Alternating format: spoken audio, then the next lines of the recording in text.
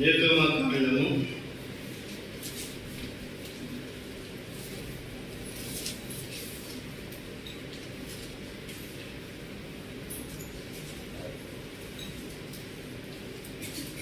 25వ అధ్యాయం. నిర్గమకాండం 25వ అధ్యాయం 8వ వచనం. Book of Exodus chapter 25 verse 8. నేను వారిలో నివసించినట్లు వారు నాకు పరిశుద్ధ స్థలమును నిర్మింపవలెను. ఒకటి, నేను వారిలో నివసించినట్లు ఏం చేయాలంట? పరిశుద్ధ స్థలమును నిర్మింపవలెను. దీని విషయమై దేవుడు మనతో మాట్లాడినాక ప్రార్థన చేద్దాం. బల్లో ప్రవేశించుకుంటూ దేవుని సాయమై ప్రార్థన చేసుకుందాం. ప్రేమలు మా తండ్రి, కృపగలైనా మరి నిర్గమకాండం 25వ అధ్యాయం వచ్చిన ధ్యానించుకుంటుండగా నాతో మాకు మీరు మాట్లాడి ప్రత్యక్షతను కనపరచుకొని వేడుకుంటూ వారి రాసుని కాల్ చేయడం చేత మరుగుపరచుకొని వేడుకుంటూ వాళ్ళు యథార్థంగా చేయటం మీరు సాయించుకొని వేడుకుంటూ ఏ సత్పరిశుద్ధమైన శక్తి నామంలో గురించి ప్రార్థించి వేడుకుంటున్నాం మా తండ్రి. Book of Exodus chapter 25 verse 8.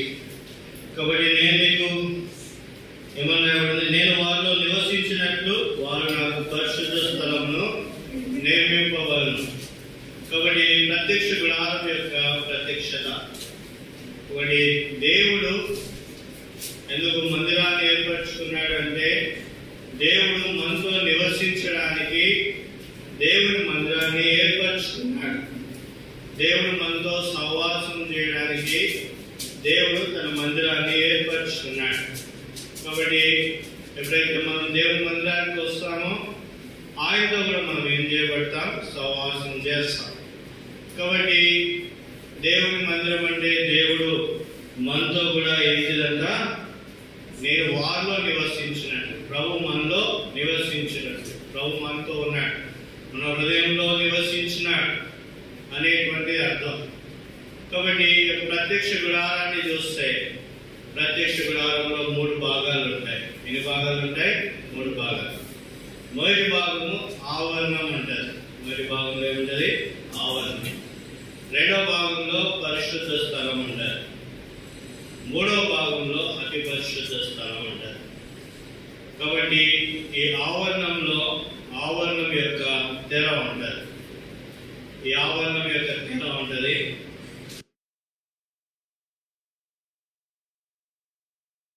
ఆవరణంలోకి ప్రవేశించిన తర్వాత మనకు మొదటిగా కనబడేది ఏంటంటే బలిపీఠం కనబడుతుంది. ఏం కనబడుతుంది? బలిపీఠం కనబడుతుంది. కొంచెం ముందుకు వెళ్తే గంగాలం కనబడుతుంది. ఏం కనబడుతుంది? గంగాలం. తర్వాత రెండవది పరిశుద్ధ స్థలం అంటారు. రెండవది ఏముంటది? పరిశుద్ధ స్థలం. పరిశుద్ధ స్థలానికి కుడివైపున దేవుని బల్ల, సముఖపు రొట్టెలు ఉంటాయి. కుడివైపున ఏముంటాయి? సముఖపు రొట్టెలు. ఊరికి ఎందుకు బాబు? ఎందుకు అందిస్తున్నాం? వినాలి, చెప్పాలని నేను అడిగి. కాబట్టి ఆ యొక్క పరిశుద్ధ స్థలంలో కుడివైపున ఏముంటది? బల్ల, సముఖపు రొట్టెలు ఉంటాయి. ఎడమ వైపున ఏముంటది? దీప వృక్షం ఉంటుంది. ఏముంటది? దీప వృక్షం. తర్వాత ఇంకొంచెం ముందుకు వెళ్తే ధూప వేదిక ఉంటుంది. ధూప వేదిక. తర్వాత అతి పరిశుద్ధ స్థలం ఉంటుంది. అతి పరిశుద్ధ స్థలంలో మందసం ఉంటుంది. మందసంలో ఏముంటాయి?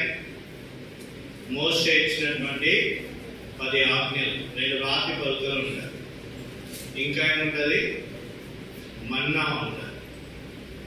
మన్నా గల బంగారు పాత్ర ఉంటుంది. ఇంకా ఏముంటుంది?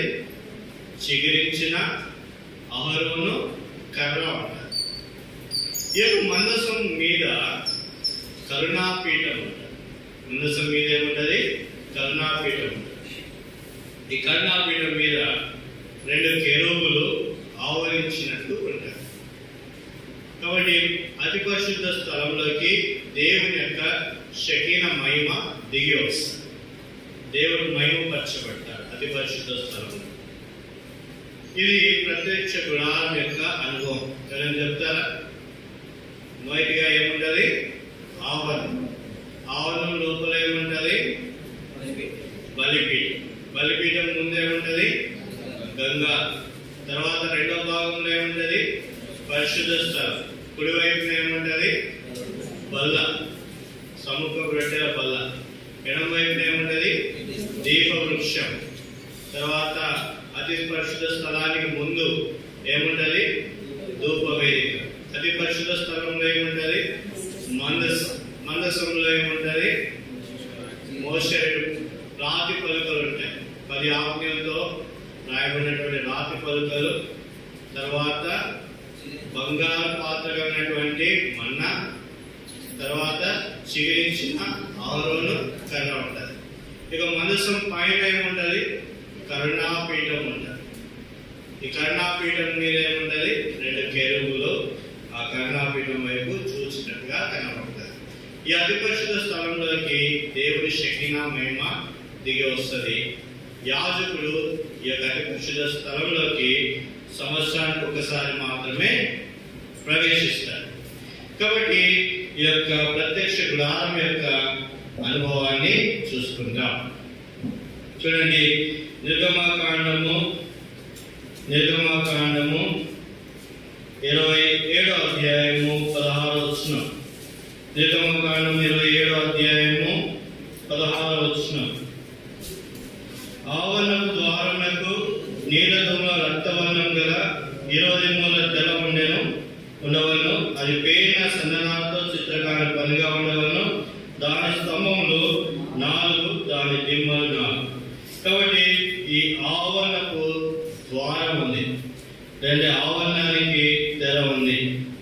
ఈ యొక్క ఆవరణం యొక్క తెర దేన్ని చూపెడుతుంది? దేన్ని చూపెడుతుందంటే యేసుక్రీస్తు వారు మార్గం అనేది చూపెడతారు. కాబట్టి ఈ యొక్క ఆవరణంలో తెర ఉంటుంది. ప్రవేశం చేయాలా, లోపలికి ప్రవేశించాలా, ఆవరణం లోపలికి ప్రవేశించాలి అంటే అక్కడ తెర ఉంటుంది. ఈ తెర దేన్ని చూపెడుతుందంటే జాన్ గాస్పెల్ చాప్టర్ 14:6, యోహాను సువార్త 14వ అధ్యాయము 6వ వచనం. జాన్ గాస్పెల్ 14:6, యోహాను సువార్త 14:6. యేసు నేనే మార్గమును సత్యమును జీవమును, నా ద్వారానే తప్ప ఎవడును తండ్రి వద్దకు రాడు. కాబట్టి యేసుక్రీస్తు వారు చెప్తున్నాడు, పరిశుద్ధ స్థలంలోకి ప్రవేశించాలి అంటే యేసుక్రీస్తు వారిని బట్టే పరిశుద్ధ స్థలంలోకి ప్రవేశిస్తాం. పరలోకంలోకి ప్రవేశించాలి అంటే యేసుక్రీస్తు వారిని బట్టే పరలోకానికి ప్రవేశిస్తాం.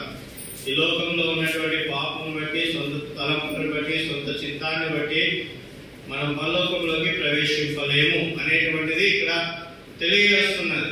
కాబట్టి యోహాను సువార్త 14వ అధ్యాయము 6వ వచనంలో ప్రభువైన యేసుక్రీస్తు వారు ప్రత్యక్షపరచబడుతున్నాడు. యేసు నేనే మార్గమును సత్యమును జీవమును, నా ద్వారానే తప్ప ఎవడునో తండ్రి యొద్దకు రాడు. కాబట్టి యేసు చెప్తున్నాడు, నేనే మార్గము, నేనే సత్యము, నేనే జీవం. కాబట్టి ఆవరణంలో మాట్లాడుతున్నటువంటి మాట, యేసుక్రీస్తు వారు పరలోకానికి మార్గమైనాడు, తర్వాత ఆయన సత్యమైనాడు, ఆయన జీవమైనాడు. కాబట్టి పాపం వల్ల నశించిపోతున్న మానవుడికి నిత్య జీవంగా ప్రభువైన యేసుక్రీస్తు వారి లోకానికి వచ్చినాడు. యేసునందు విశ్వాసం ఉంచి ప్రతి వారికి ఏం దొరుకుతుందంట? నిత్య జీవం దొరుకుతుంది. బలలో చేయ వారికి ఏం దొరుకుతుంది? నిత్య జీవం దొరుకుతుంది.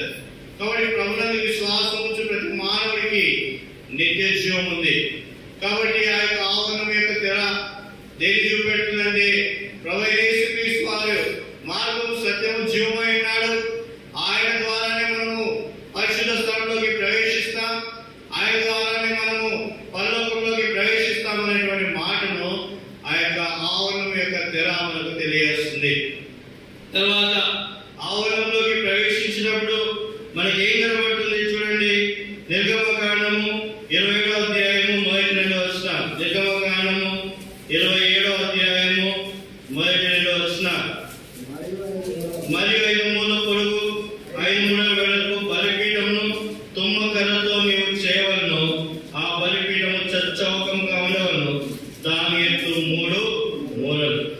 కాబట్టి బలిపీఠము చేయాలి. అది ఎట్లా ఉండాలంట?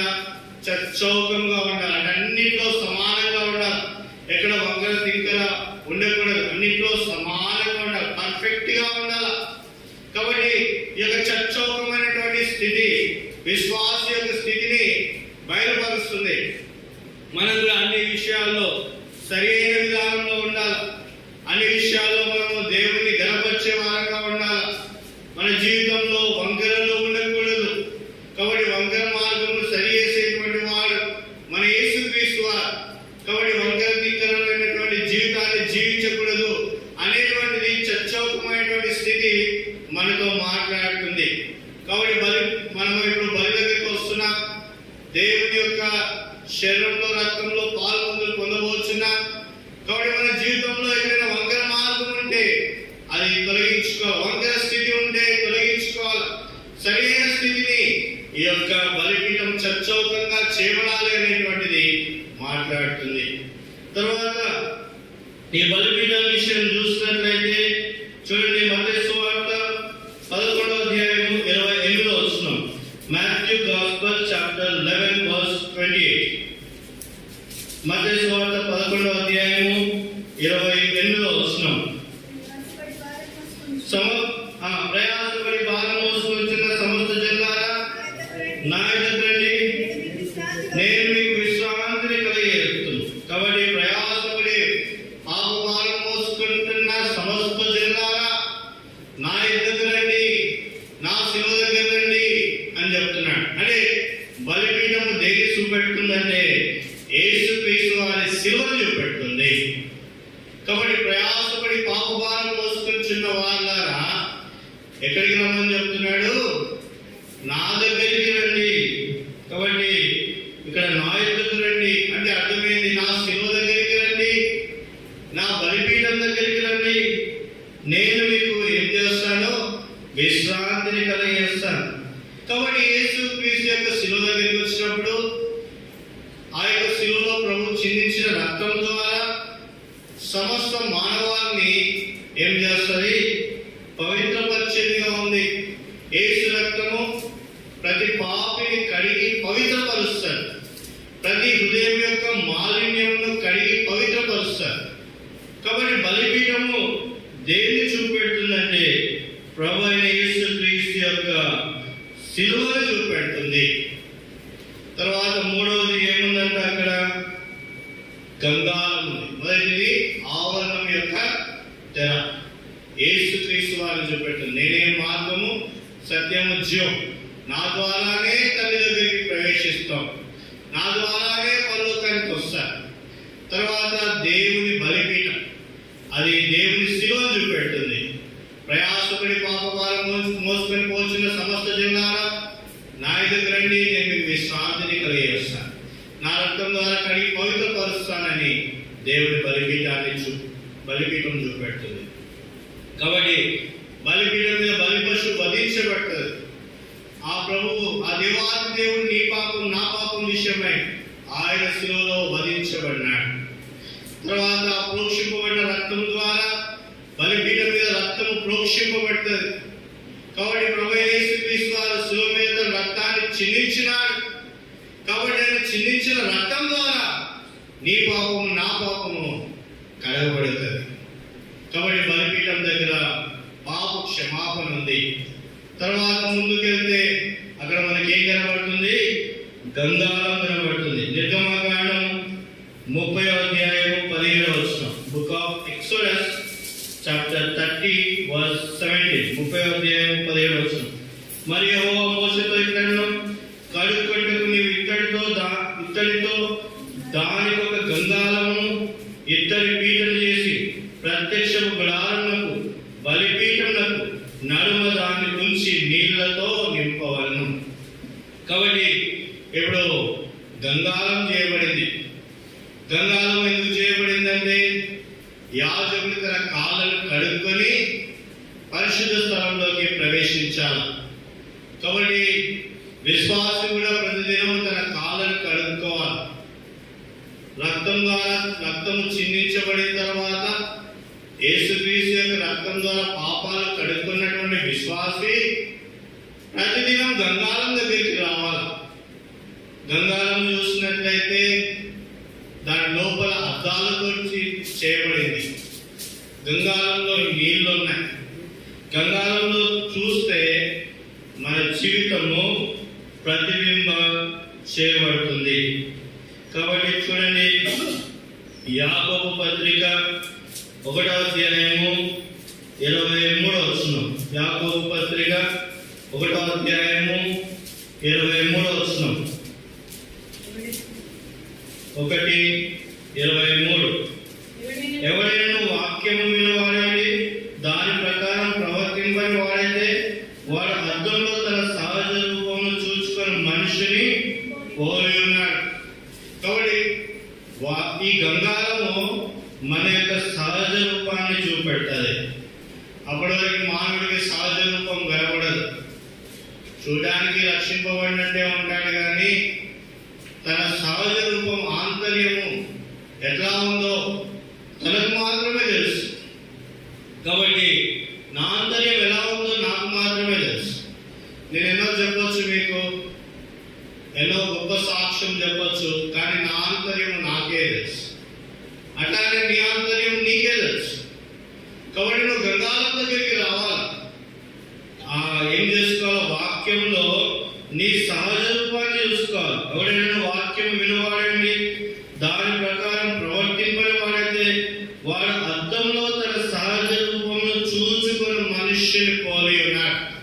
అద్దంలో తన సహజ రూపాన్ని చూసుకోవాలి. చూసుకుంటే అద్దం సరిగా చూపెడతారు. నల్లగున్నావా, తెల్లగున్నావా, మరకలైనా కలర్ పూసుకున్నావా, లేకపోతే మేకప్ వేసుకున్నావా, అన్ని కూడా అద్దం చూపెడతారు. కాబట్టి నీ మేకప్ అంతా పోతేనే నీ సహజ రూపం వస్తారు. మేకప్ ఎంత మేకప్ వేసుకున్నా చూడడానికి బాగా కనపడతారు అందరు. ఎప్పుడైతే అద్దంలో కడుక్కుంటే నీ సహజ రూపం నీకు తెలుస్తారు, ఎలా ఉన్నావు అనేది తెలుస్తారు. కాబట్టి మన జీవితాల్లో కూడా మనం మేకప్ వేసుకుంటాం. నేను మంచివారిని, మంచి సాక్ష్యం ఉంది అని చెప్పుకుంటాం. కానీ హృదయాంతరంగం ఎలా ఉందో గంగాళం దగ్గరికి రావాలి. గంగాళం దగ్గరికి వచ్చి కడుక్కోవాలి. అంటే ప్రతిదినం వాక్యం దగ్గరికి వచ్చి వాక్యాన్ని చదివి వాక్య వెలుగులో మనల్ని పరిశీలించుకొని పరిశీలనగా చూసుకొని మనం సరిగా ఉన్నామా లేదా, మనం మాట్లాడే మాట సరిగా లేదా, మనం ప్రవర్తించే తీరు సరిగా లేదా, మనం పోయే మార్గం సరిగా లేదా అనేది చూసుకోవాలా. ప్రతిదినం మనం పరీక్షించుకోవాలా. ఆదివారము బల దగ్గర పరీక్షించుకోవడం కాదు, ప్రతిదినం వాక్యం దగ్గరికి వచ్చి నీ జీవితాన్ని పరీక్షించుకోవాలా. వాక్యంలో దేవునితో మాట్లాడతాడు. కాబట్టి వాక్యమైన దేవుడు. యోహాను సువార్త 1వ అధ్యాయము 14వ వచనం. John gospel 1:14. యోహాను సువార్త 1వ అధ్యాయము 14వ వచనం. యోహాను 1:14. ఆ వాక్యము శరీరధారి కృపాసత్య సంపూర్ణుడుగా మన మధ్య నివసించాడు. చాలా. కాబట్టి ఆ వాక్యము శరీరధారి అయి, కృపాసత్య సంపూర్ణుడుగా మన మధ్య నివసించినాడంటే ఈ వాక్యము యేసుక్రీస్తు వారు. ఈ వాక్యము గంగాళము. ఈ వాక్యం మన సహజ రూపాన్ని చూపెట్టదు, సరి చేస్తారు. కాబట్టి నిర్మలమైన పాలు ఆపేక్షించి మనం ఏం చేసుకోవాలా? తెలుగు చేసుకోవాలా. మన జీవితాన్ని ఏం చేసుకోవాలా? తెలుగు చేసుకోవాలా. ప్రతి దినము తెలుగు చేసుకోవాలా. ప్రతిదినము పరిశుద్ధపరచబడాలి. ఎప్పుడైతే మన జీవితము పరిశుద్ధపరచబడుతుందో అప్పుడు మనము ఎక్కడికి వెళ్తామో? పరిశుద్ధ స్థానంలోకి వెళ్తాం. మన పాపపు డాగులు కడుక్కోవాలా. సంవత్సరానికి ఒకసారి మాత్రమే యాజకుడు పరిశుద్ధ స్థలంలోకి, అతి పరిశుద్ధ స్థలంలోకి వెళ్తాడు. పాపం చేసినట్లయితే అక్కడే మరణించిపోతాడు. కాబట్టి మనం బల తీసుకునే వారికి అనేకమైనటువంటి ఆశీర్వాదాలు ఉన్నాయి. మనం పాపంతో తీసుకుంటే దేవుడి శిక్షకు పాత్రమైతాం. కాబట్టి గంగాళము నీకు నాకు ఏం చూపెడుతుందంటే యేసుక్రీస్తు వాక్యమైనాడయ్యా. వాక్యం దగ్గరికి రా. నీ జీవితాన్ని పరిశోధించుకొని సరి చేసుకొని పరిశుద్ధ స్థలంలోకి వచ్చి సముఖ ప్రకటనను ఆలకించు. పరిశుద్ధ స్థలంలోకి వచ్చి బల్లలో చేయి వేస్తే నిత్య జీవం గల వారమై ఉంటాము. కాబట్టి ఎవరైతే బల్లో చేస్తారో వారికి దేవుడు నిత్య జీవాన్ని ఇచ్చేటువంటి దేవుడుగా ఉన్నాడు. కాబట్టి మన జీవితంలో మనం ఎలా ఉండాలంట, గంగాలం దగ్గరికి రావాలి. గంగాలం దగ్గరికి వచ్చి మన జీవితాలను మనం ఏం చేసుకోవాలా, పరిశీలించుకోవాలి. మరి ఏం చేయాలా, యేసుక్రీస్తు వారు మార్గము, సత్యము, జీవం అని గుర్తుపెట్టుకోవాలి. రెండో విషయము, యేసుక్రీస్తు వారి శిలువ దగ్గరికి రావాలి. శిలువ దగ్గరికి వచ్చి ఏం చేయాలా, పాపాలను కడుక్కోవాలి. మూడవది, గంగాలం దగ్గరికి ప్రతి దినము రావాలా. వాక్యం దగ్గరికి ప్రతి దినము రావాలా. వచ్చి ప్రతిదినం మనం ఏం చేసుకోవాలా, వాక్యపు వెలుగులో మనం ఏం చేసుకోవాలా, మనల్ని మనమే సరి చేసుకోవాలి. వాక్య వెలుగులో మనల్ని సరి చేసుకోవాలి. సరి చేసుకున్న తర్వాత మనము ఇందులోకి ప్రవేశించాలా, పరిశుద్ధ స్థలంలోకి ప్రవేశించాలి.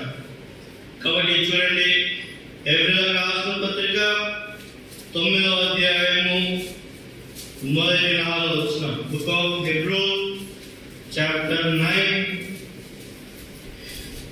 Verse 1 to 4.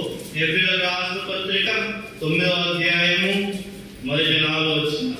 మొదటి నిబంధనకైతే సేవా నియమములను ఈ లోక సంబంధమైన పరిశుద్ధ స్థలములు ఉండెను. ఏలైనగా మొదట ఒక గుడారం ఏర్పరచబడిన, అందులో దీపస్తంభమును, బల్లయు, దాని మీద ఉంచబడిన రొట్టెలు ఉండెను. దానికి పరిశుద్ధ స్థలం అని పేరు. కాబట్టి ఇక్కడ పరిశుద్ధ స్థలంలో హెబ్రీ గ్రంథకర్త రాసినాడు. రాసినాడు, పరిశుద్ధ స్థలంలో బల్ల, దీపస్తంభం ఉంటది. బల్ల మీద ఏముంటాయంట, రొట్టెలు ఉంటాయి. బల్ల మీద ఏముంటాయి, రొట్టెలు ఉంటాయి. Exodus chapter 26 verse 33 and 34. నిర్గమాకాండము 26వ అధ్యాయము 33, 34 వచ్చిన 26, 33. ఆ అడ్డతెరను ఆ గొలుపుల కింద తగిలించి సాక్ష్య మందస్సము అడ్డతెరలోకి తేవలను. అడ్డతెర పరిశుద్ధ స్థలమును అతి పరిశుద్ధ స్థలమును వేరు చేయదు. ఇక్కడ రాయబడింది, అడ్డతెర ఏం చేస్తుందంట, పరిశుద్ధ స్థలము, అతి పరిశుద్ధ స్థలమును వేరుపరుస్తుంది. ఈ పరిశుద్ధ స్థలంలో ఏముంటాయంట, మొదటిగా దీప వృక్షము, బల్ల ఉంటది.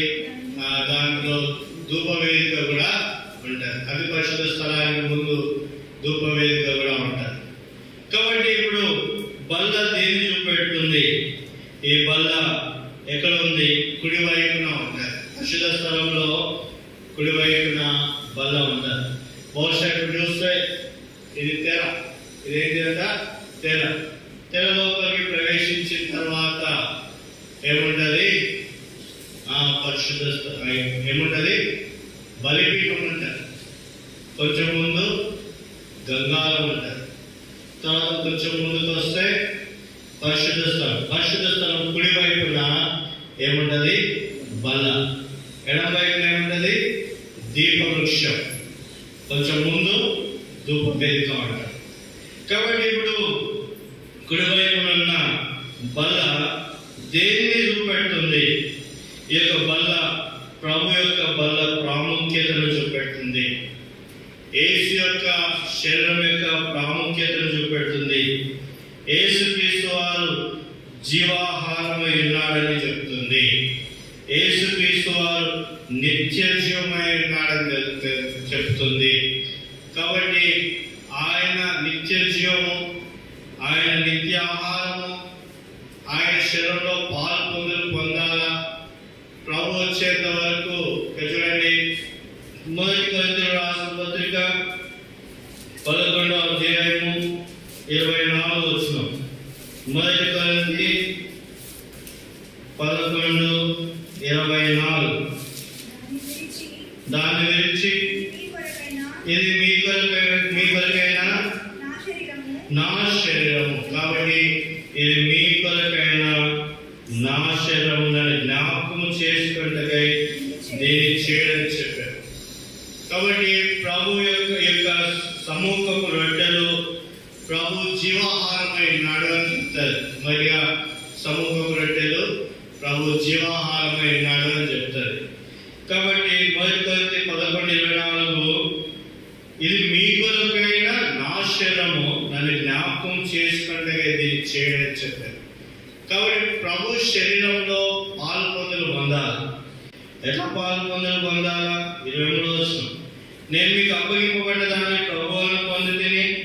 ప్రభు యేసు తాను అప్పగింపబడిన రాత్రి ఒక రొట్టెనెత్తుకుని కృతజ్ఞతాస్తుతులు చెల్లించారు. కాబట్టి ప్రతి దినము ఆహారం తీసుకున్నప్పుడు ఏం చేయాలా? కృతజ్ఞతాస్తుతులు చెల్లించాలి. ఇది ఇంపార్టెంట్, ప్రాముఖ్యమైనది. నువ్వు ఏ ఆహారం తీసుకున్నా ఏం చేయాలా? కృతజ్ఞతాస్తుతులు చెల్లించాలి. దేవుని శరీరాన్ని తీసుకున్నా కృతజ్ఞతాస్తుతులు చెల్లించాలి. నువ్వు టీ తాగుతున్నా కృతజ్ఞతాస్తుతులు చెల్లించాలి. Thanks to the God. దేవునికి ప్రభువాదిని పరిశుద్ధపరచు అనేకంగా ముందు ప్రభు ఇది ఇచ్చినందుకు వందనాలు చెప్పాలి. వాటర్ తీసుకున్న వాటర్కి వందనాలు చెప్పాలి. తర్వాత ఆహారం తీసుకున్న ఆహారానికి వందనాలు చెప్పాలి. ఏది తీసుకున్నా ప్రభు చిత్తంలో ఏది తీసుకున్నా మనం ఏం చేయాలా? వందనాలు చెల్లించాలి. ఎందుకు? అది ప్రభు వలన పొందుకున్నా. ఎప్పుడైతే వందనాలు చెల్లిస్తామో అది ఆశీర్వాదంగా మార్చబడుతుంది. వందనాలు చెల్లిస్తే దేనిగా మార్చబడుతుంది? ఆశీర్వాదంగా మార్చబడుతుంది. కురేన్ గారి మాట చాలాసార్లు చెప్పినారు. హెబ్రోన్లో కోవిడ్ టైంలో కరోనా వైరస్ రొట్టె మీద ఉండే అప్పుడు ప్రతి కుటుంబంలో బల తయారు చేసుకున్నారు. బల వేసుకున్నప్పుడు కురేన్ గారు ఆన్లైన్లో వినేవాడిని. ఆయన ఈ మాటలు ఎప్పుడు చెప్తుండేవాడు. ప్రభు రొట్టెలు కృతజ్ఞతాస్తుతులు చెల్లించి తీసుకోండి. ప్రభు బలను కృతజ్ఞతాస్తుతులు చెల్లించి తీసుకోండి. ఆహారం కృతజ్ఞతాస్తుతులు చెల్లించి తీసుకోండి. పానీయాన్ని కృతజ్ఞతాస్తుతులు చెల్లించి తీసుకోండి. దాంట్లో ఉన్న వైరస్ అంతా కూడా పోతుంది. దేవుడికి వందనాలు చెల్లించండి. ఏది తీసుకున్నా వందనాలు చెల్లించండి. దాంట్లో ఉన్నటువంటిది ఆహారం జీవం వచ్చేస్తుంది. దాంట్లోకి మరణం పోతుంది. కాబట్టి వందనాలు చాలా ఇంపార్టెంట్. కృతజ్ఞతాస్తుతులు చాలా ఇంపార్టెంట్. సముఖపు రొట్టె అది ఎందుకు జీవం కలిగింది ఏంటంటే అది ప్రభు శరీరం. అది కృతజ్ఞతాపూర్వకమైంది. అది ఎలాంటిదంట? కృతజ్ఞతాపూర్వకమైంది. ఎప్పుడైతే మనం కృతజ్ఞతాపూర్వకంగా తీసుకుంటామో ఆహారము దాంట్లో ఏముంటుందంట? జీవం ఉంటుంది. కాబట్టి ఈ యొక్క సముఖపు రొట్టెలు ఆయన జీవాహారమును చూపెడుతుంది, వాక్యాన్ని చూపెడుతుంది, నిత్య జీవాన్ని చూపెడుతుంది.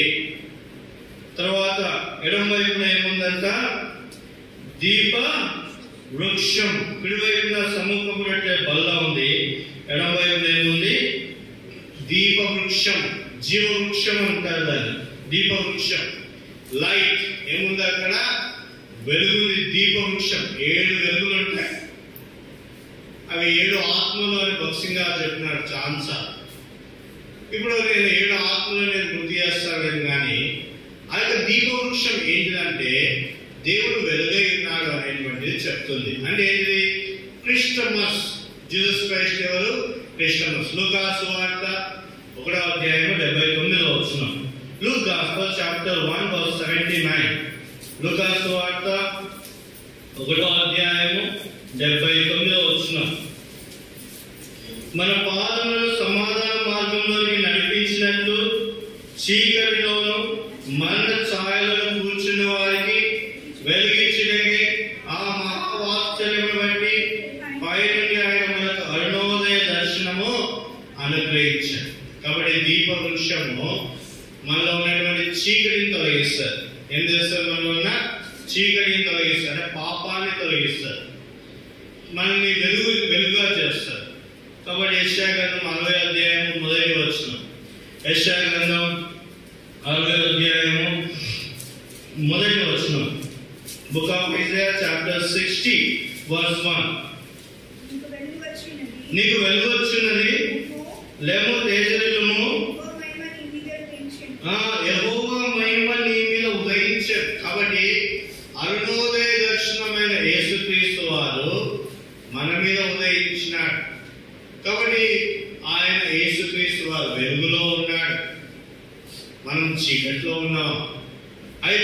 వెలుగు మన మీద ప్రకాశింపజేయబడింది. యేసు రక్తం ద్వారా వెలుగు ప్రకాశింపబడింది. మన చీకటి జీవితం పోయింది. ఎక్కడున్నామంటే మనము చీకటిలో మరణ ఛాయలో ఉన్నాం. చీకటి అంటే అంధకారం, గాఢాంధకారం. ఎన్నో ఉన్నాయి చీకటి విషయాలు. కాబట్టి అవన్నీ మనము ధ్యానించుకోవట్లేదు. కానీ ఈ చీకటిలో నుండి మానవుని వెలుగులోకి తీసుకురావడానికి ప్రభువైన యేసుక్రీస్తు వారి లోకానికి వచ్చినాడు. కాబట్టి చూడండి, ప్రత్యక్ష గుణాలలో ప్రతిదీ యేసుక్రీస్తు వారిని చూపెడుతుంది. అర్థమవుతుందా? అవునా కదా? ఆవరణ తెర ఎవరిని చూపెడుతుంది? యేసుక్రీస్తు వారిని. నేనే మార్గము సత్యము జీవం, యేసుక్రీస్తు వారి. బలిపీఠము దేన్ని చూపెడుతుంది? యేసుక్రీస్తు వారి ప్రయోజనాన్ని సిలువను చూపెడుతుంది. గంగాళము దేన్ని చూపెడుతుంది? యేసుక్రీస్తు వారి యొక్క వాక్యము సరి చేసుకోమని చెప్తుంది. అది యేసుక్రీస్తు వారిని చూపెడుతుంది. పరిశుద్ధ స్థలంలోకి ప్రవేశింపబడిన తర్వాత ఆ యొక్క సమూహపు రొట్టెలు దేన్ని చూపెడుతుంది? యేసుక్రీస్తు వారిని చూపెడుతుంది. యేసుక్రీస్తు వారు జీవాహారమై ఉన్నాడు అని చూపెడుతుంది. నా శరీరము తిని నా రక్తము త్రాగువాడు నిత్య జీవం గలవాడు. కాబట్టి యేసుక్రీస్తు వారి శరీరాన్ని చూపెడుతుంది.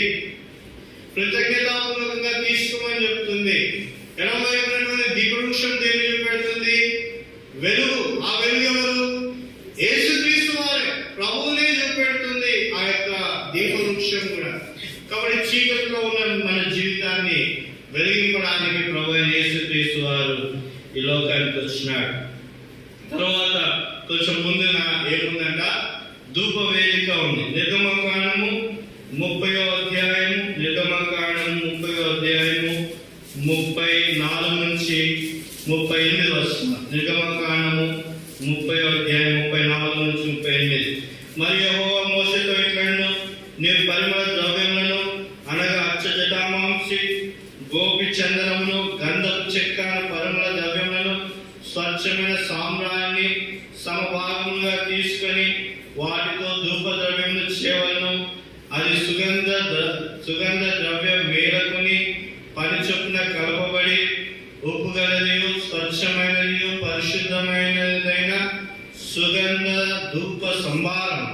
దానిలో కొంచెం పొడి చేసి నేను కలుసుకొని ప్రత్యక్ష గుడారంలోని సాక్ష్యపు మందసము ఎదుట దాన్ని ఉంచవలను.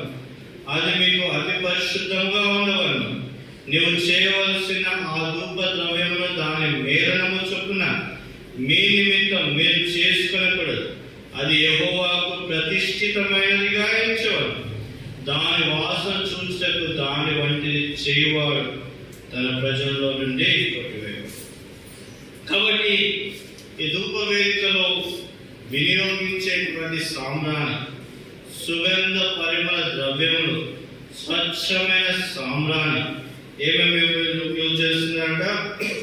పరిమళ ద్రవ్యము, అచ్చ జటామాంసి, గోపి చందనము, గంధపు చెక్క, తర్వాత స్వచ్ఛమైన సామ్రాణి, తర్వాత వీటన్నిటితో ధూప ద్రవ్యాన్ని చేయాలి.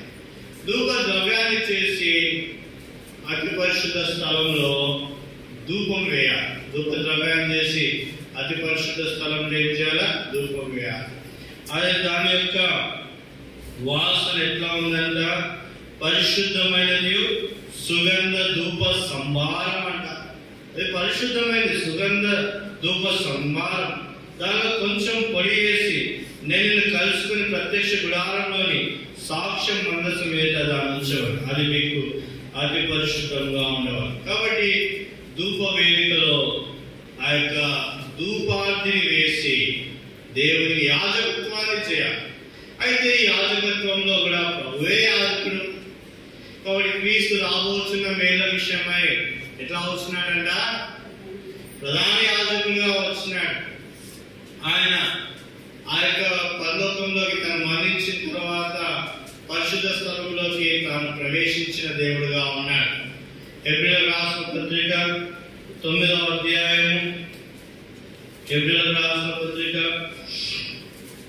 9వ అధ్యాయము, హెబ్రీయులకు రాసిన పత్రిక 9వ అధ్యాయము, హెబ్రీ 9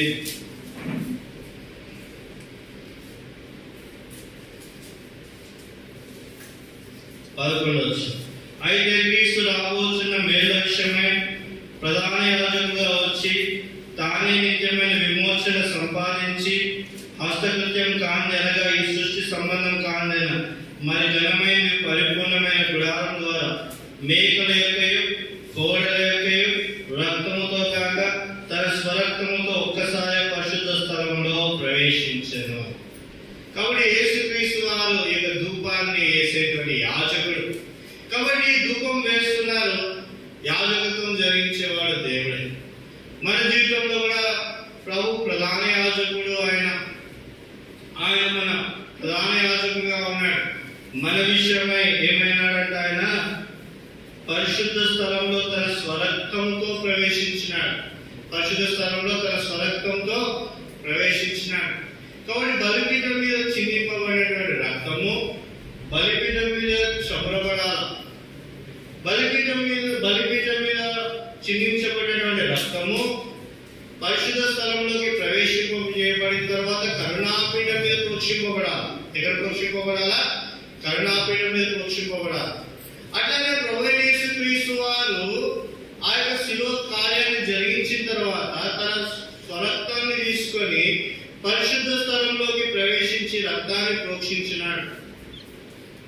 అంటే యాజకుడు ఇక్కడ ఏదైతే చేయాలో ప్రభువు నిత్యంలో పరలోకంలో నా విషయమే తన రక్తాన్ని ప్రోక్షించినాడు. ఆయన రక్తాన్ని ప్రోక్షించిన దాన్ని బట్టి మనకు విమోచన.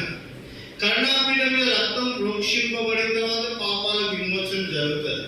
రక్తం ప్రోక్షించబడినంత వరకు పాపాలకు విమోచన అనేది జరగదు. అంటే యేసుక్రీస్తు వారు బలి అయిన తర్వాత తిరిగి లేచి తన రక్తాన్ని తీసుకొని పరిశుద్ధ స్థలంలోకి ప్రవేశించి తన రక్తాన్ని ప్రోక్షించినాడు. అందుకోసమే మరియా మగ్దలేని మరియా ప్రభు దగ్గరికి వచ్చి ప్రభు పాదాలను ముట్టుకుందాం అనుకుంది. ప్రభు ఏమన్నాడు? అమ్మా ఇప్పుడు కాదని అన్నాడు, ముట్టుకోనియలేదు. ఆయన తన రక్తాన్ని తీసుకొని పరిశుద్ధ స్థలంలోకి ప్రవేశించి రక్తాన్ని ప్రోక్షించి మళ్ళా వచ్చినాడు. మళ్ళా వచ్చిన తర్వాత అనేక మంది చూశారు, అనేక మంది ముట్టుకున్నారు, అనేక మంది మాట్లాడారు. అంటే దేని సూచిస్తుందంటే కరుణాపీఠం దగ్గరికి ఇంకా పోలేదు. ప్రభు రక్తము కరుణాపీఠం మీద ప్రోక్షింపబడాలి. ప్రభు రక్తము పరిశుద్ధ స్థలంలో ప్రోక్షింపబడిన తర్వాత మనకేం దొరికిందంట? రక్షణ దొరికింది. అయితే ఈ ధూపవేదంలో ధూపార్తి ఉంది, అది పరిమళమైనటువంటి సుగంధం ఉంది. అది ఆ యొక్క పరిశుద్ధ స్థలంలో అతి పరిశుద్ధ స్థలంలో నింపేదిగా ఉంది. స్వచ్ఛమైనటువంటి వాసన అంటే ఏంటి? పరిశుద్ధుల ప్రార్థనలు. ధూపార్తి అంటే ఏంటిది? పరిశుద్ధుల ప్రార్థన, స్వచ్ఛమైనటువంటి ప్రార్థనలు, స్వచ్ఛమైనటువంటి స్థుతి. నా జీవాఫలంను నేను నీకు అర్పించలేదని ఉదయకాల సమయంలో చూస్తున్నాను కదా. జీవాఫలం అంటే ఒకనాడు అబద్ధమైనటువంటి పెదవులు, అబద్ధమైనటువంటి మాట, కళ్ళలారు నాలుక, లోకం వైపు చూస్తున్నాం, లోకం మీద బానిసలైనా, లోకానికి ఆశపడినాం. ఇప్పుడు దేవుళ్ళలోకి వచ్చినాం, పరిశుద్ధపరచబడినాం, నిత్య జీవంలోకి వచ్చినాం, దేవుడి రక్తం ద్వారా కడగబడినాం, నీతిమంతులుగా మార్చబడినాం. ఇప్పుడు మనం అర్పించేటువంటి స్వేచ్ఛార్పణ మహిమతో కూడుకున్నదిగా ఉంది. ఎట్లా ఉంటుంది మన స్వేచ్ఛార్పణ? మహిమతో కూడుకుంటుంది. ఎవరైనా రక్షింపబడకుండా, మారు మనసు పొందకుండా, లోకానుసారంగా ఉండి బూతులు మాట్లాడకుండా ప్రభు దగ్గరికి వచ్చి ఒకవేళ ఆరాధన చేస్తే అది ప్రభువుకు ధూపార్తిలాగా ఉండదు, సువర్ణ సంభారంగా ఉండదు. అది ప్రభువుకు దుర్వాసన వచ్చేదిగా ఉంటుంది. ఎప్పుడైతే ప్రభు రక్తం ద్వారా కడుక్కొని నీ పాపాలు కడుక్కొని శుద్ధి చేసుకుంటావో, ప్రభు దగ్గరికి వస్తావో, అప్పుడు నీ ఆరాధన, నీ ప్రార్థనలు ఎలా ఉంటాయంట? ఆ యొక్క అతి పరిశుద్ధ స్థలాన్ని మొత్తం నింపేదిగా ఉంటాయి. దాన్ని దేవుడు ఆగ్రహిస్తాడంట. నీ ఆరాధనను, నీ ప్రార్థన దేవుడు తీసుకుంటాడు. తీసుకొని దేవుడిని ఆశీర్వదిస్తాడు. దేవుడు నిన్ను మహిమపరుస్తాడు. నీ జీవితంలో ఆశీర్వాదాలు తీసుకొని వస్తాడు. ధూపాన్ని చాలా విలువైంది.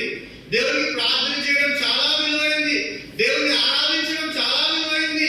దేవుడిని ఘనపరచడం చాలా విలువైంది. స్వేచ్ఛార్పణ అర్పించడం చాలా విలువైంది. దేవుడిని మహిమపరచడం చాలా విలువైంది. ఎప్పుడైతే దేవుడిని మహిమపరుస్తామో దేవుడు మనల్ని ఆశీర్వదించేవాడుగా ఉన్నాడు. అందుకోసమే క్రీస్తు అంటే అభిషక్తుడు. ఆయన ఆశీర్వదించేటువంటి వాడు.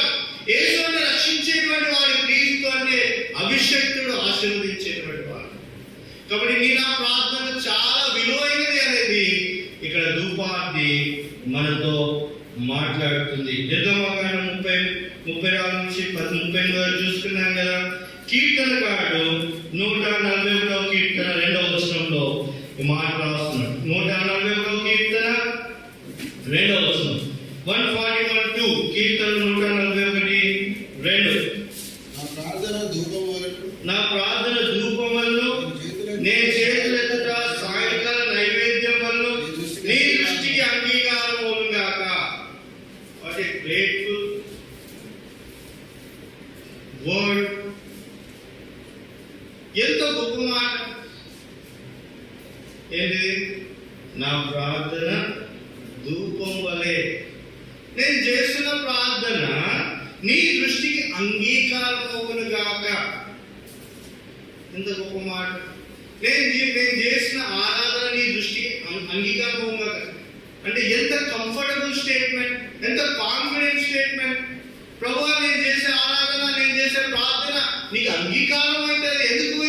ఇది కపటమైన దాని నుంచి చేసింది కాదు, ఇది దోషం పెట్టుకొని చేసింది కాదు, ఇది కల్మషంతో వచ్చినటువంటి ప్రార్థన కాదు, ఇది నష్టపరిచినటువంటి ప్రార్థన కాదు, ఇది స్వేచ్ఛతో వచ్చింది, పవిత్రతో వచ్చింది, మహిమతో వచ్చింది, హృదయాన్ని ఖాళీ చేసుకొని ప్రయత్నంతో వచ్చింది, జీవిత ప్రయాణం నుంచి వచ్చింది.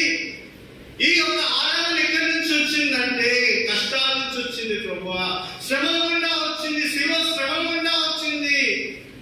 నువ్వే జ్ఞాపకం చేసుకుంటావు, నువ్వే అంగీకారంగా నా ప్రార్థన తీసుకుంటావు అనే మాట ఇక్కడ భక్తులు చెప్తున్నాడు. చివరిగా హెబ్రీయులకు రాసిన పత్రిక 7వ అధ్యాయం 20లో వస్తున్నాం.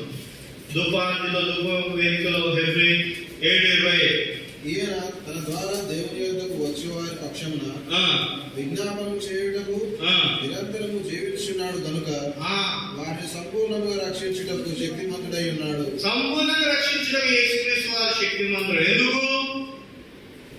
నిరంతరం విజ్ఞాపన కర్తాడు. మనం కొంత సమయం విజ్ఞాపన చేస్తాము, కానీ ప్రభు ఎలా విజ్ఞాపన చేస్తాడంట? నిరంతరం యాజకత్వం జరిగిస్తాడు, నిరంతరం ధూపం వేస్తాడు, నిరంతరం ప్రార్థన చేస్తాడు. కాబట్టి ధూప వేదిక దేని జ్ఞాపకం చేస్తుంది? పరిశుద్ధుల ప్రార్థనలు. కాబట్టి పరిశుద్ధ ప్రార్థన. ఇప్పుడు అన్ని చెప్తారా నాకు? మరి ఏంటిది? ఆవరణ ద్వారం. యేసుక్రీస్తు నేనే మార్గము సత్యము జీవం. తర్వాత బలిపీఠం. బలిపీఠం దేని జ్ఞాపకం చేస్తుంది? యేసుక్రీస్తు శిలువలో త్యాగాన్ని జ్ఞాపకం చేస్తుంది. కుడివైపున ఉన్నటువంటి సముఖపు రొట్టెలు దేవుడు జీవాహారమై ఉన్నాడని చెప్తున్నది. ఎడమవైపు ఉన్నటువంటి దీప వృక్షము దేవుడు వెలుగైనాడు, వెలిగించేవాడై ఉన్నాడని చెప్తున్నది. తర్వాత అతి పరిశుద్ధ స్థలం ముందున్నటువంటి ధూపవేదిక, ధూపార్తి పరిశుద్ధుల ప్రార్థనను చూపెడుతుంది. యేసుక్రీస్తు వారి యాజకుడై ఉన్నాడని చెప్తుంది. తర్వాత అతి పరిశుద్ధ స్థలంలోకి ప్రవేశించిన తర్వాత హెబ్రీయులకు రాసిన పత్రిక 9వ అధ్యాయము, హెబ్రీయులకు రాసిన పత్రిక 9వ అధ్యాయము 9:4 3-4 రెండవ తెరకు ఆవరణ అతి పరిశుద్ధ స్థలం గుడారం ఉండెను. అందులో సువర్ణ ధూపార్తియు అంతటను బంగారు రేకులతో తాపబడిన నిబంధన మందసములు ఉండెను.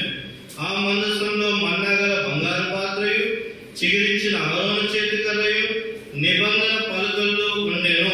కాబట్టి అతి పరిశుద్ధ స్థలంలో మొదటిగా ఏముందంట? మందసం ఉంది. మందసం అంటే దేవుడు మనతో ఉన్నాడు. God with us. దేవుడు మనతో ఉన్నాడు, దేవుడు మనలో నివసించినాడు అనేది దేని చూపెడుతుందంటే మందసం చూపెడుతుంది. తర్వాత మందసం మీద ఉన్నటువంటి కరుణాపీఠం దేని చూపెడుతుందంటే దేవుడు కృపగలవాడు అనేటువంటిది చూపెడుతుంది. కాబట్టి మన్నాగల బంగారు పాత్ర దేని చూపెడుతుందంటే చూడండి, జాన్ గాస్పల్ 6:31-35. యోహాను సువార్త 6వ అధ్యాయము 35వ వచనం చదవండి. యోహాను సువార్త 6వ అధ్యాయము 35వ వచనం. అందుకు యేసు వారితో ఇట్లా జీవాహారం నేనే, నా యొద్దకు వచ్చేవాడు ఏ మాత్రము ఆకలి కొనడు. పర్ఫెక్ట్ జీవాహారము, సమృద్ధి అయినటువంటి ఆహారం. కొంతమంది సమృద్ధి అనేటువంటి ఆహారం అంటారు. అంటే వాక్యం అంతా తెలుస్తుంది, ఏ రెఫరెన్స్ అయినా తెలుస్తుంది. అట్లా సమృద్ధి అనే జీవాహారం ఎవరి దగ్గర ఉంటే వాళ్ళకి ఏ శోధనలు రావు. ఎంత కష్టాల పరిస్థితి వచ్చినా, ఎన్ని బాధలు వచ్చినా జయించగలుగుతారు. వాక్యము నీకు తెలిస్తే, వాక్యము నీకు తోడుంటే టెన్షన్స్ అనేది నీకు ఉండవు. ఎన్ని కష్టాలున్నా నువ్వు సమృద్ధిగా ఉంటావు. ఎప్పుడు కూడా కదల్చబడవు, నిలబడతావు. కాబట్టి ఇక్కడ ప్రభు చెప్తున్నాడు 6వ అధ్యాయము 30వ వచనంలో ఏమని చెప్తున్నాడు?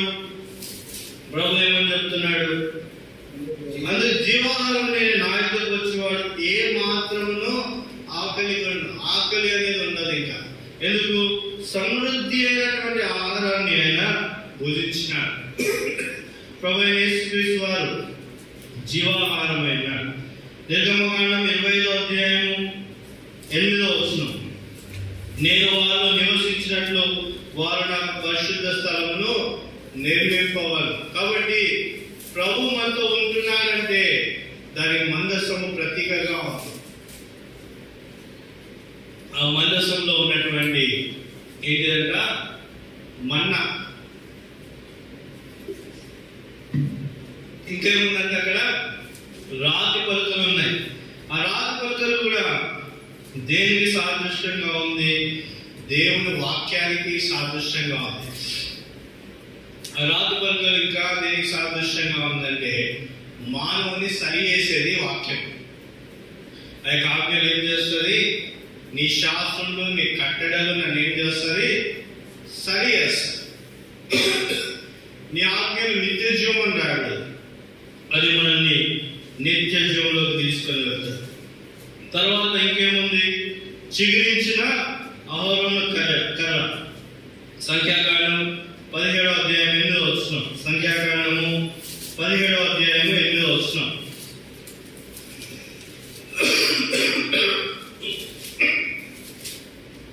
సంఖ్యాకాండం 17:8. మరునాడు గుడారంలోనికి వెళ్ళి చూడగా దేవి కుటుంబమైన అహరోను కర్ర చిగిర్చి ఉండేను. అహరోను కర్ర ఏముందంట? చిగిర్చింది.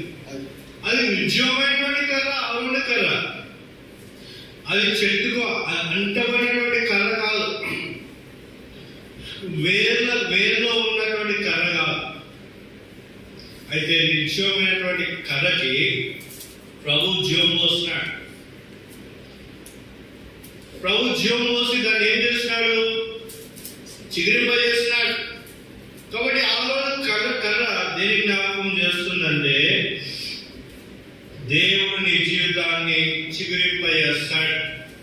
నువ్వు నిత్యంలోకి వెళ్ళినా, బాధలు గుండా పోయినా ప్రభువు నేనేం చేస్తాడు? చిగురింపజేస్తాడు. కాబట్టి మందసం లోపల ఉన్నటువంటి 10 ఆజ్ఞలు మనల్ని సరి చేసేది ఉంది. మన్నా జీవాహారమైనది, అహరోను కర్ర నిత్యమైనటువంటి జీవితాన్ని చిగురింపజేసేదిగా ఉంది. తర్వాత మందసం పైన ఏముందంట? కరుణాపీఠం ఉంది. ఈ కరుణాపీఠం దేనికి సాదృశ్యము? కృపాసనానికి సాదృశ్యం. మెర్సీ సీట్ అని రాయబడింది. లేవికాండము 16వ అధ్యాయము 14వ వచనం. లేవికాండము 16:14. లేవికాండం 16వ అధ్యాయము 14వ వచనం. అప్పుడు అతడు ఆ కోడె రక్తంలో కొంచెం తీసుకొని తూర్పు పక్కన కరుణాపీఠం మీద తన వేలితో ప్రోక్షించాడు. చాలా. ఇప్పుడు రక్తం ఎక్కడ ప్రోక్షింపబడాలా? కరుణాపీఠం మీద ప్రోక్షింపబడితే దయ దొరుకుతుంది. రక్తం ఎక్కడ ప్రోక్షింపబడినప్పుడు దయ దొరుకుతుంది, వధింపబడినప్పుడు దయ దొరకదు, కాల్చబడినప్పుడు దయ దొరకదు. రక్తము ఎక్కడి నుంచి? బలిపీఠంలో నుండి గంగాళమును దాటి, పరిశుద్ధ స్థలంలో సముఖంలో దాటి, ధూపవేదికను దాటి అతి పరిశుద్ధ స్థలంలోకి వచ్చి కరుణాపీఠం మీద ప్రోక్షింపబడినప్పుడు దయ దొరుకుతుంది. కాబట్టి ప్రభు రక్తము కార్చాడు శిలువ మీద, కార్చిన తర్వాత 3వ దినాన్ని తిరిగి లేచి తీసుకొని వెళ్ళి పరిశుద్ధ స్థలంలో ప్రోక్షించినాడు, పరలోకంలో ప్రోక్షించినాడు, కరుణాపీఠం మీద ప్రోక్షించినాడు. అప్పుడు మనకు రక్షణ దొరికింది. కాబట్టి ఇప్పుడు కరుణాపీఠము నీ నా జీవితంలో దేని జ్ఞాపకం చేస్తుందంటే కృపని జ్ఞాపకం చేస్తుంది. హెబ్రీయులకు రాసిన పత్రిక 9వ అధ్యాయం 22వ వచనం. హెబ్రీ 9:22. హెబ్రీ 9:22. హెబ్రీయులకు రాసిన పత్రిక 9వ అధ్యాయం 22వ వచనం. మరి ధర్మశాస్త్ర ప్రకారం సమస్త వస్తువులను రక్తము చేత శుద్ధి చేయబడని, రక్తము చిందింపబడకుండా పాప క్షమాపణ కలని సామాన్యంగా చెప్పబడి. వాటి ప్రభు రక్తం ద్వారా మన కరుణ దొరికింది, రక్షణ దొరికింది. రోమీయులకు రాసిన పత్రిక 3వ అధ్యాయం 25వ వచనం. రోమా 3:25. రోమా 3:25. రోమీయులకు రాసిన పత్రిక 3వ అధ్యాయము 25వ వచనం. పూర్వం చేయబడిన పాపములను దేవుడు తన ఓరిమి వలన ఉపేక్షించినందున ఆయన తన నీతిని కనపరచవలని క్రీస్తు యేసు రక్తమైన విశ్వాసం ద్వారా ఆయనను కరుణాధారంగా బయలుపరిచాడు. కాబట్టి కరుణాపీఠం మీద ప్రోక్షింపబడిన రక్తమును బట్టి మనకేం దొరికిందంట? కరుణ దొరికింది. ఆయన మనకి ఎట్లా ప్రత్యక్షమైనట్లంట? కరుణ ఆధారంగా. కాబట్టి ఓరిమి వల్ల ఉపేక్షించినాడు, పాపాలన్నీ ఉపేక్షించినాడు, పాపాలన్నీ భరించినాడు. భరిస్తాము మనం కూడా తప్పు చేస్తే భరితం భరితం భరితం ఈజీ పడతాం కదా. కానీ దేవుడు ఓరిమి వల్ల భరించినాడు, పాపాలన్నీ భరించినాడు. భరించి మనకి ఆయన ఏమైనాడంట? కరుణాధారమైన.